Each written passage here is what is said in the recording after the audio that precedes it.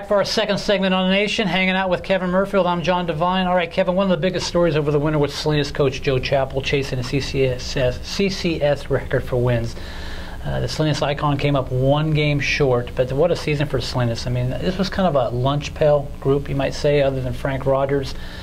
A lot of names nobody knew, but yet they went out and went undefeated in the T-Cal and beat Palma twice. Yeah, I mean, that was a huge feat to knock off Palma a couple of times, and they kind of had the script written for them. If they would have won the CCS title, they would have gotten that mark, but fell in the semis, one game short, but still an incredible season, especially since it seemed like it came a little bit out of nowhere. Yeah, it was kind of a lunch pail type group. I mean, they rattled off 16 straight wins at one point. We mentioned Rogers. He kind of became a beast in the middle of 6-8, averaged a double-double for Salinas.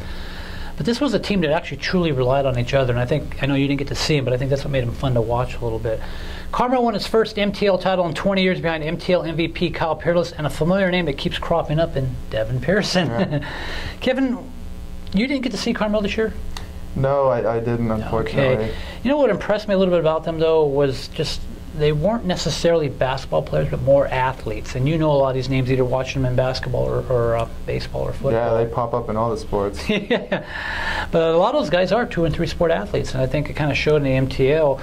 Despite having to travel to all their games, I've done it for 4 years now. Marina went back to the playoffs for the 3rd straight year, and Seaside want to share the NBL title by beating Wattsville in that league tournament. A lot of people don't like that tournament, but that Marina story is pretty cool. They only had 7 players, and a lot of the times, it's just so weird to look at the bench and only see 2 guys sitting next to the coach, but they found a way to get it done, and they beat Stevenson, and they beat PG, who was the reigning, four-time league champion.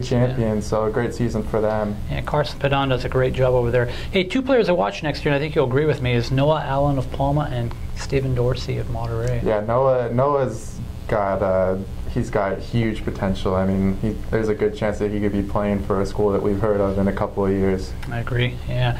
Girls basketball, North Salinas made another postseason trip behind Amy Wu and Julia Ashton, falling just a game short of defending her CCS Division I title. Carmel was unstoppable during a 22-game winning streak. Eula Mugi was the MTL's MVP, while Sarah Anderson had more 3-point goals than field goals. Kevin, this girl hit 72 3-point goals. Yeah, the Lakers could use a spot up triangle offense there.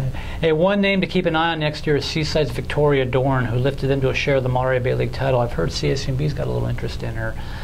Soccer, anyone? Santa Catalina's Danielle Alaya went over the 100-goal mark for her career, propelling the Cougars to a 5th straight MTL title. Pacific Grove made its 2nd straight playoff appearance, and Stevenson made another postseason appearance.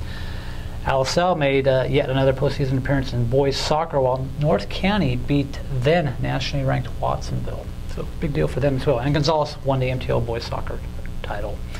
Wrestling, Pacific Grove won a piece of its first MTL title since I think the 60s, sharing it with King City.